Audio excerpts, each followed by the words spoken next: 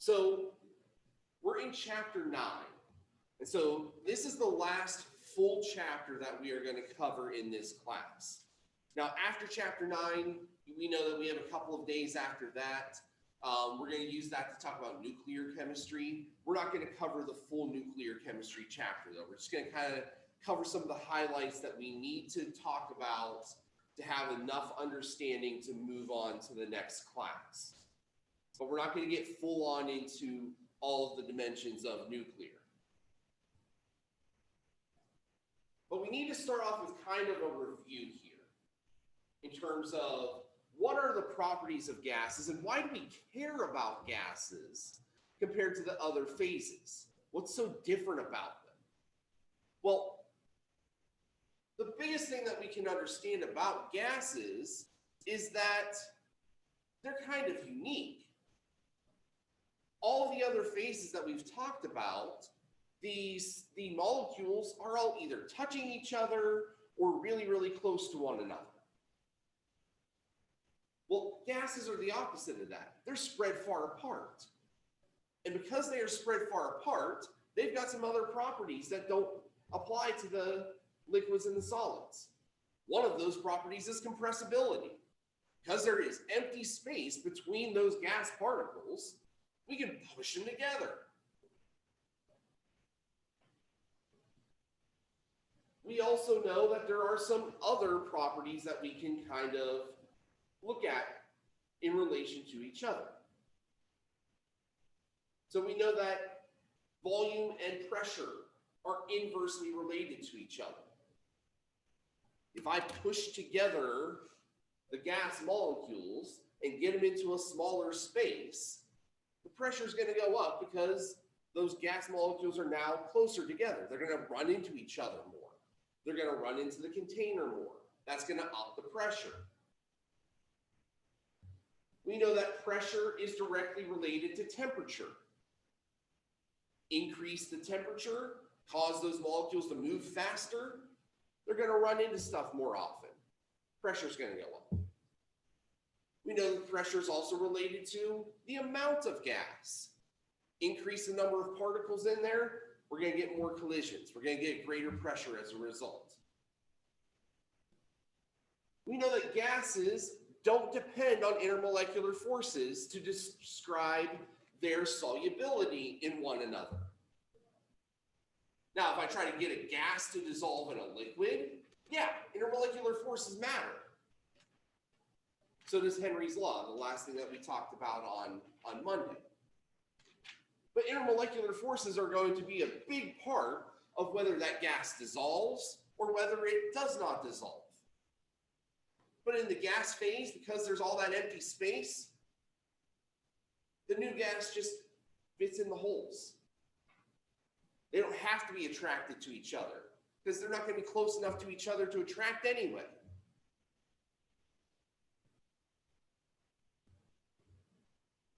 There is a direct relationship between density and molar mass.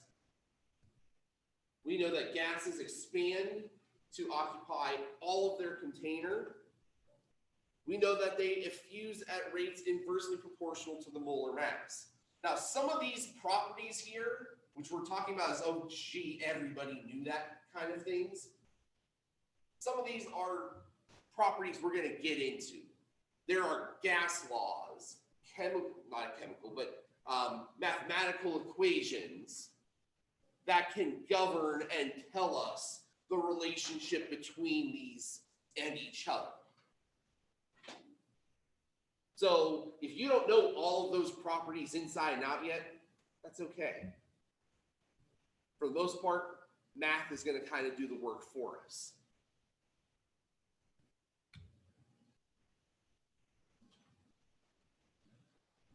But when it comes to gases themselves, there are 4 parameters that we can use to describe gases from a physical measurement standpoint. So we're not talking about color and odor and those kinds of things. We're talking about things that are actually measurable, like the pressure of a gas. How much force is that gas exerting on its surroundings? And when it comes to that pressure, we often talk about that in terms of collisions.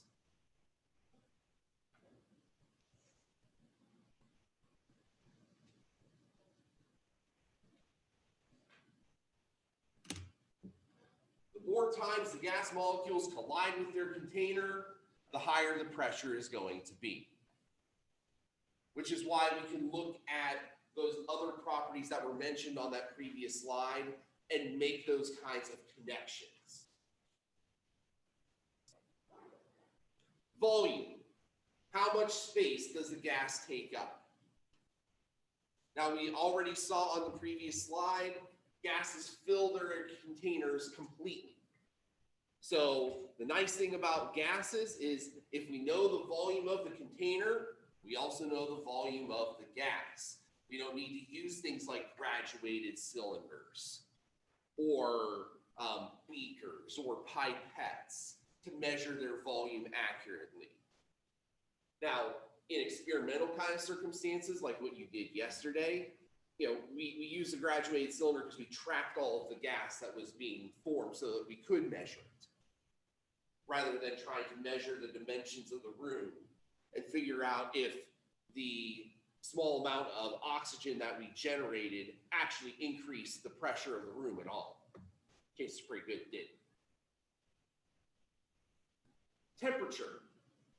How much kinetic energy are we talking about?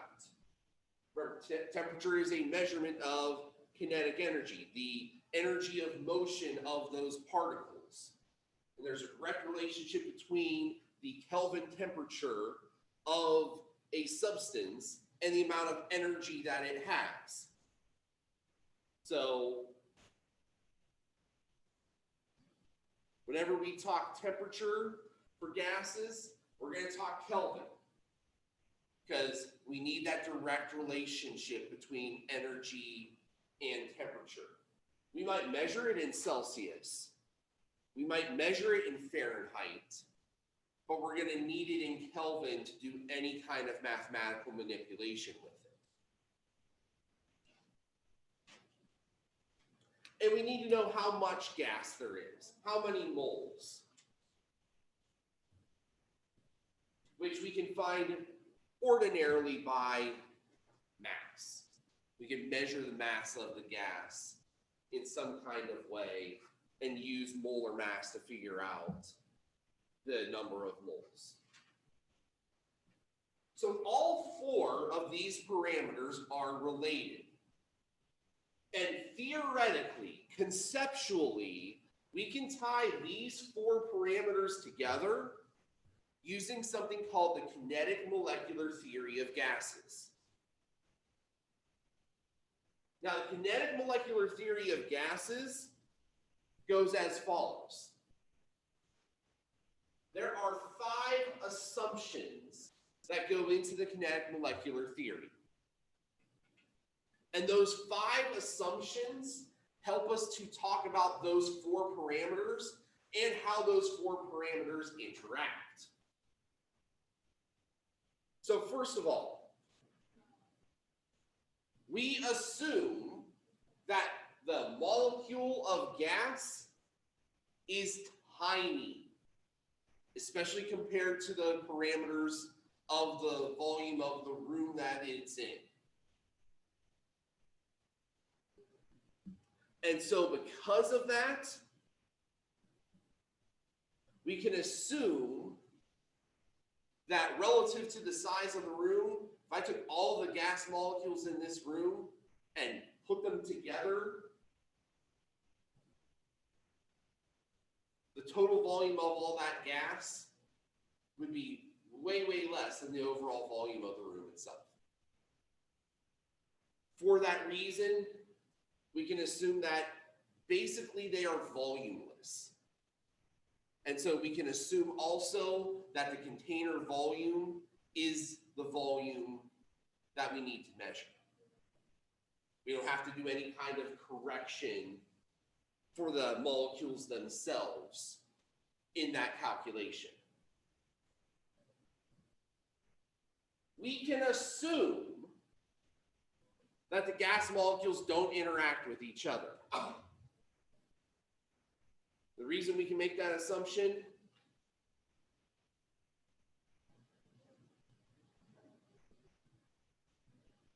they're too far apart from each other. Being too far apart from each other, no intermolecular forces can exist between them. They're not going to attract each other. They're not going to repel each other. They're really not going to know that each other are there until they collide.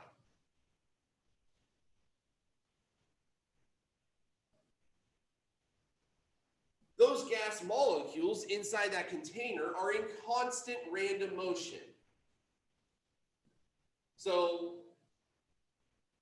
what we mean by that is they do not have a set pathway. Now they're going to obey normal modes of physics. So you're not going to see gas molecules curving around things or acting as if they have their own free will to decide to go left or right. The randomness just means that they are going to be moving in all directions if I look at the molecules themselves. But if I look at an individual molecule, it's going to be going in straight line paths according to its own momentum until it encounters something else. If it hits the wall, it's going to bounce off the wall and again, continue in a straight line of motion. If it hits another molecule, it's going to continue on in a straight line of motion. But those molecules themselves are going to be moving all over the place. And so if I look at them collectively, it's going to look like they're all moving in all different directions. Which is why we can say they fill up the entire volume of their room. That random motion is eventually going to get gas molecules in every single nook and cranny of the room that it's in. Now, when they collide, those collisions are said to be elastic. Any physics people in here? No one's taking physics? Bailey, what is an elastic collision?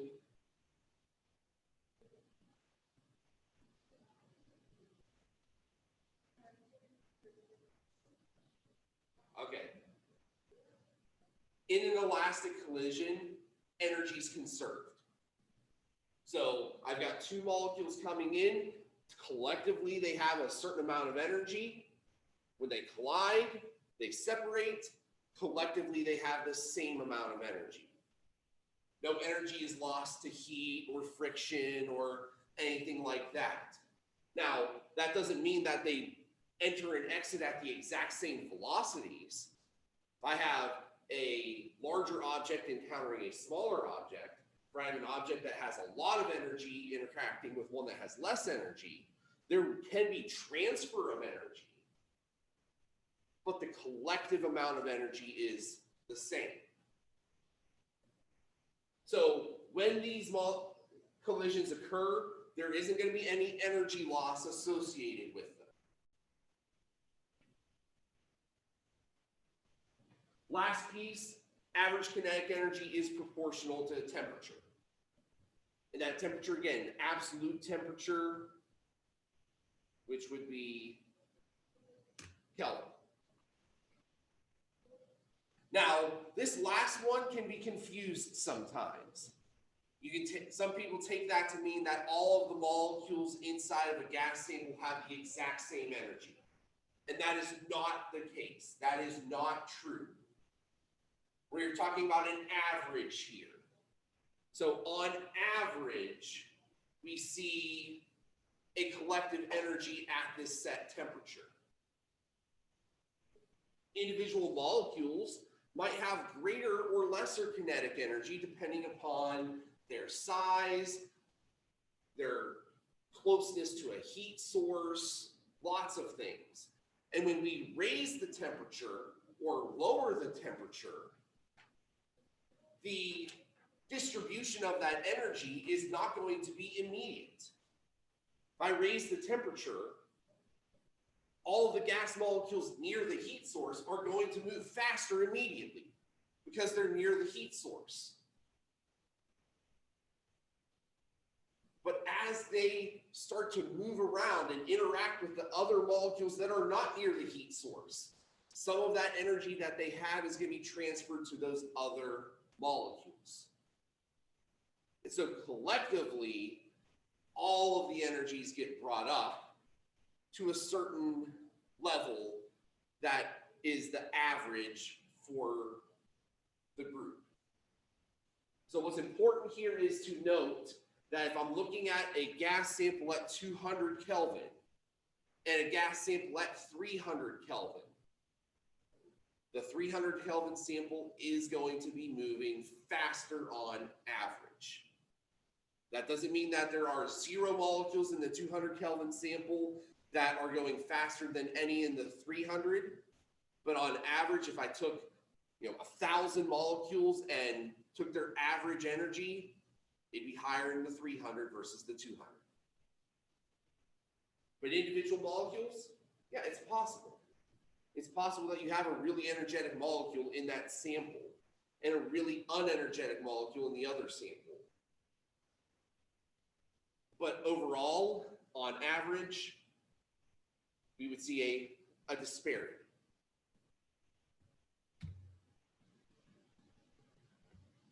So here's what I want you to think about. We just went through the 5 pieces of the kinetic molecular theory.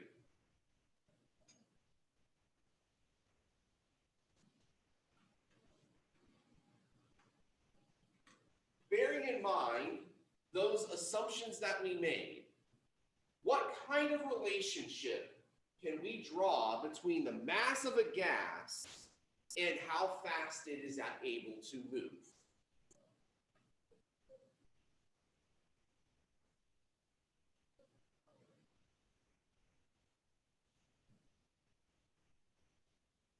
Now, there is a correct answer to this question, but if you don't get it, that's okay. We're going to talk about it in a second. I just want to, let's see where your head is right now.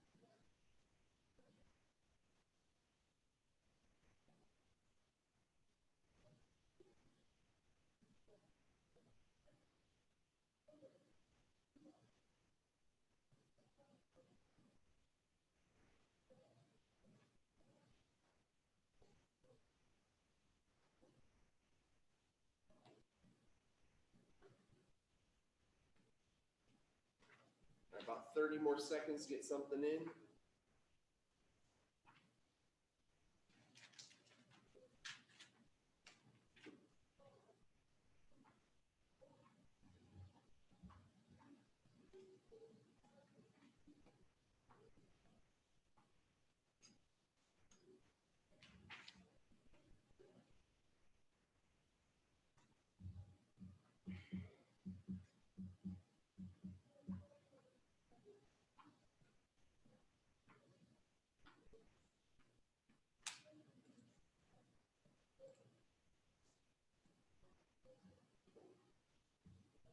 All right, so we're on the right track. There is an inverse proportional nature here between the two.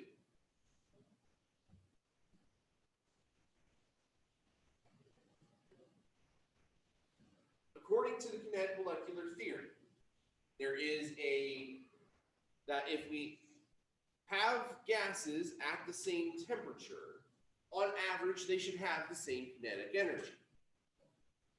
Now, the equation for kinetic energy is this. Kinetic energy is equal to 1/2 times the mass of the gas times the velocity of the gas, or the speed, squared. So since the two are multiplied by each other, if KE is fixed, the bigger the mass is, the smaller the velocity is going to have to be to maintain that constant kinetic energy, and vice versa. Now, we have data to actually prove that. That's what this graph here at the bottom shows. What it shows is this is a distribution of all of the molecules and their most likely speeds. And what we can see is that this line here in the middle represents what is called the root mean squared speed, which is kind of like a good way of saying it's not quite the average speed, but it's kind of similar. And so you can see that with lighter gases like hydrogen and helium, the majority of their speeds are considerably faster because they are lighter in their molar mass. Whereas oxygen and nitrogen are a lot slower by the same token. It takes a lot longer to move because they're a lot bigger.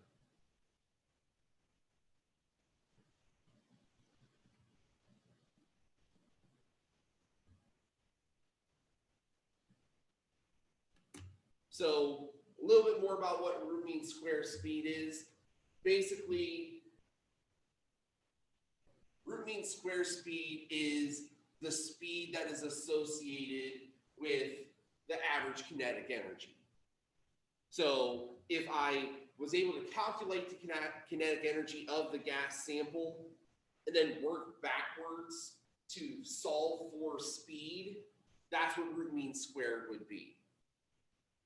It's slightly different than the modal speed, which is this one here, the most popular speed. And it's slightly different from average speed as well. So knowing that difference between average speed and root mean squared isn't super important. What's important for us is really the relationship. Knowing that there is a relationship between speed and mass for a given gas, and that relationship is inverse in nature. Because we can use those principles directly to talk about another property of gases. Well, actually two properties of gases: effusion and diffusion. Now, effusion and diffusion are kind of the same thing. It's just the application avenue that is different. What we're talking about in both cases is the movement of gas. In diffusion, we're talking about the movement of gas from an area of high concentration to an area of low concentration. Usually we think about diffusion in like a room or in a large space, but it can really apply anywhere.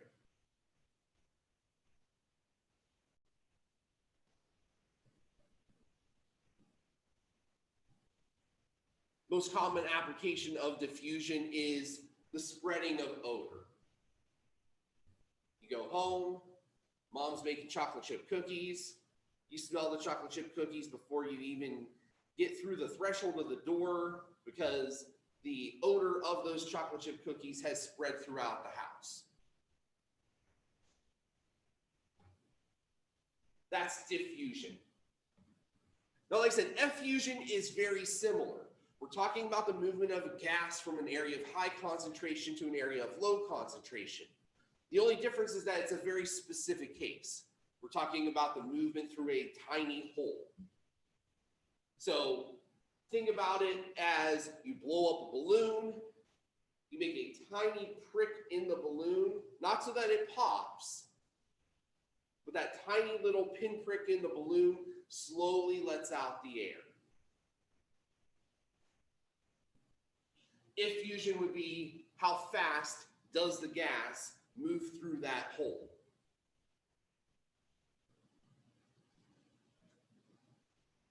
And both of these are related to a concept that we just talked about. An inverse relationship between the speed of diffusion and effusion and the molar mass of the substance. We know these laws, these concepts collectively as Graham's law. Graham's law tells us that there is a there is an indirect relationship between the speed of effusion or the speed of diffusion and the molar mass of a substance. So if I'm comparing two, I can use the comparison of those two gases and their molar masses to talk about how quickly one gas will effuse compared to the other.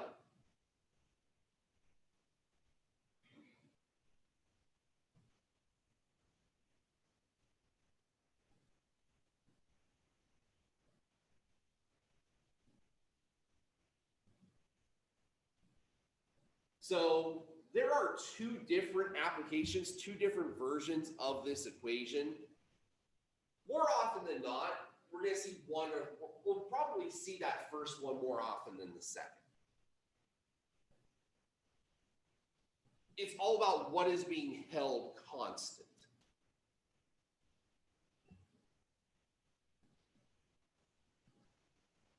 The rate of effusion. So I've got ratio of rates of effusion, ratio of molar masses with the square root. If we are given time values, which is the most common,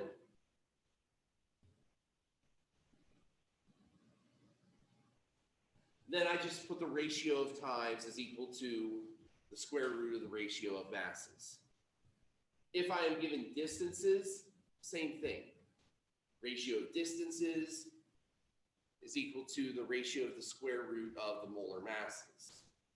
The only one that is kind of different is if I'm actually given rates, which would be, meters per second or miles per hour, some sort of speed unit.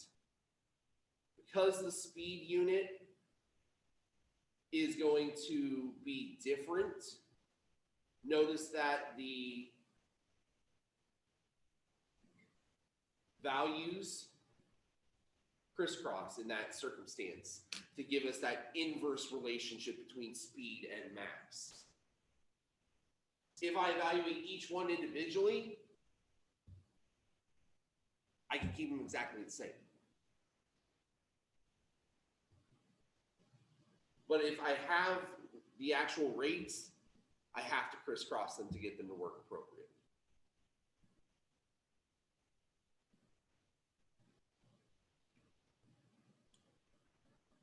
So Graham's law problems can come in a variety of forms. One of the forms is this one, where we are just asked to rank gases based on their rate of diffusion. And for that, we don't even need the Graham's law calculation. We know the relationship. Rate is inversely proportional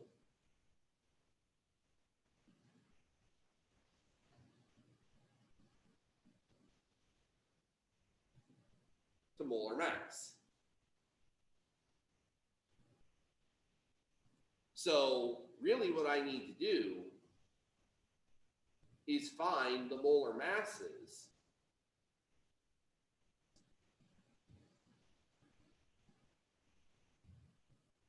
and with those molar masses, I can rank them appropriately because of that relationship. I don't need to do any further calculations because it isn't asking for it. It just wants us to rate them. So helium's molar mass is 4. Krypton, its molar mass is 83.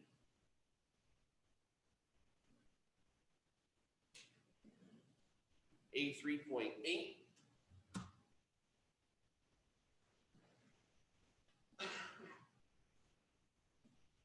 Nitrogen monoxide, 14.01 for nitrogen, 16 for oxygen, is 30.01.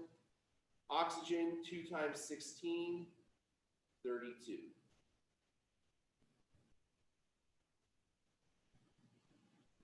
Since we are doing the increasing rate of diffusion, we would start with the slowest.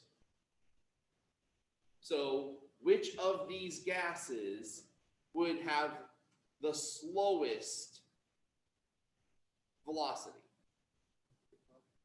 Be the krypton. Okay, so krypton would be worst. What would be next? Then oxygen, then nitrogen monoxide, then helium.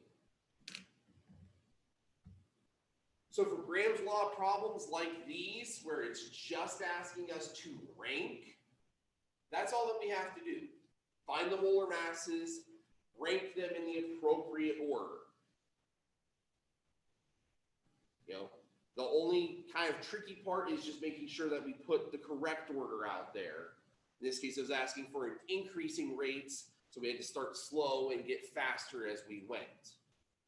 If it asked for decreasing rates, we would do the opposite, start fast and get slower. All right, any questions with this first example?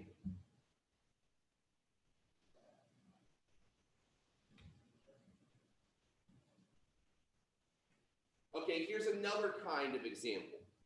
Calculate the molar mass of a gas if equal volumes of oxygen gas and the unknown take 3.25 and 4.60 minutes to effuse through a small hole at constant temperature and pressure.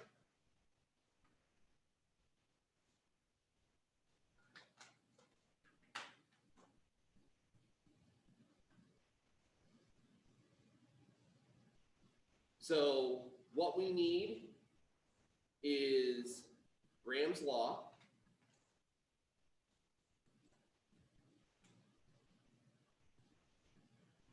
Since we're dealing with relative rates, we're dealing with times. It's going to be time 1 over time 2 is equal to the square root of the molar mass of the first divided by the molar mass of the second. So time 1 was 3.25 minutes. Time 2 is 4.60 minutes. This is equal to the square root of oxygen, 32 grams per mole, and the unknown molar mass,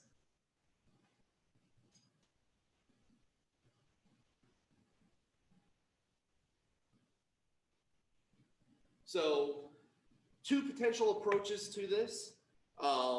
We can work our way through it. We can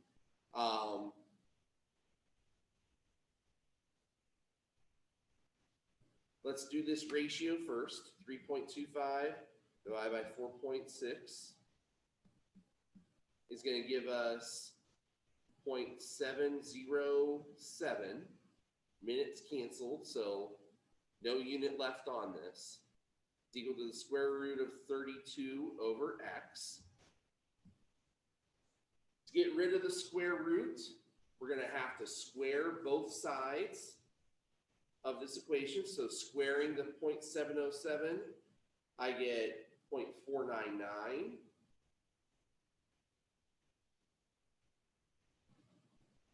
Square and the square root canceled, so it's 32 over x. Now's the tricky part. I got x in the denominator. So I can't just divide by 32 here. That's not going to be good enough. When you find this situation, use the trick I do. If I know I have a variable in the denominator of a fraction, I'm going to switch sides and move whatever's on the other side of that equal sign into the denominator. They're basically just going to switch places. So rewriting x is equal to 32 over 0.499.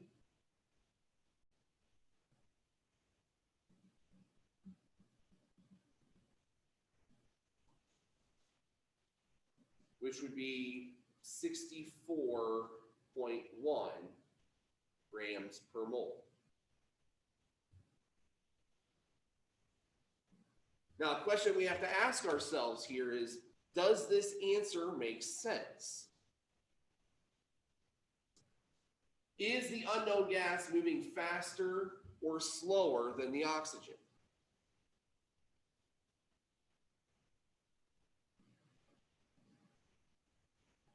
Which took longer? Yeah, it's slower. So if it's slower, it should be heavier. Is it heavier? Yeah. So logically, our answer makes sense. That's where we can go. That's all that we need to do. Now, yeah, we could work it back. We could try to recreate and check our math that way. But just from a pure logic standpoint, when we have proportionalities like Graham's law, like some of the other gas laws that we're going to talk about on Friday, that's really what we need to do as far as logic is concerned. Do we understand the relationship between the variables? And does the calculation reflect that relationship? If it does, then we know that we at least did something right. All right, any questions here?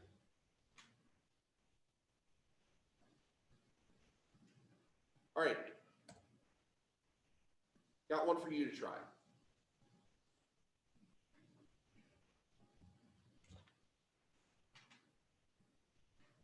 We have an odorous gas that is found to effuse at 0.342 times the rate at which helium effuses. What is the molar mass of the emitted gas?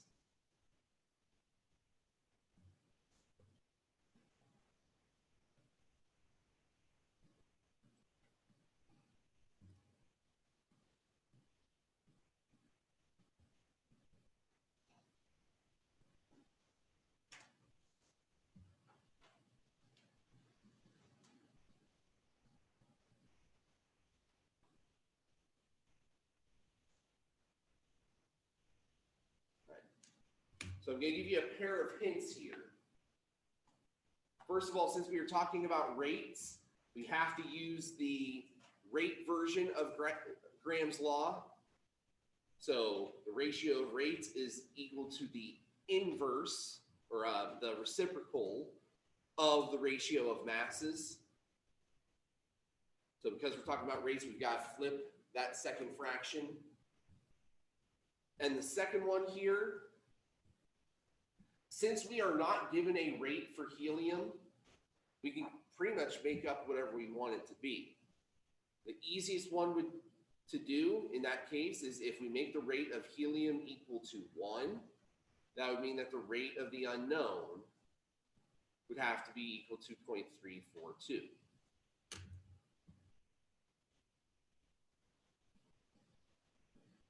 In these situations where you are not given a specific value, rather a relationship, feel free to make up whatever values you want so long as they fit the relationship.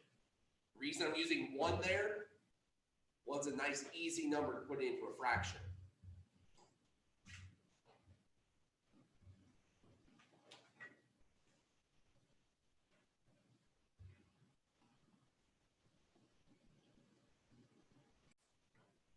All right, let's take a look and see how we did.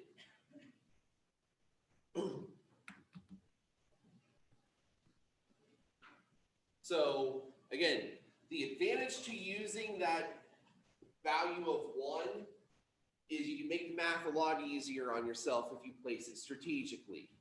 Putting the 1 in the denominator meant that you didn't have to do any calculations before you squared. It would just be 0.342 over 1. Now, where some of you made a mistake was you forgot to flip that ratio of masses, which made a difference. You should have ended up with 34.2, which walking around, most of you either were there or were one slight step away from there. So on your way out,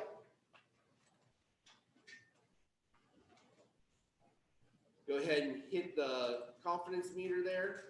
Let me know how you're doing, how you feel about this.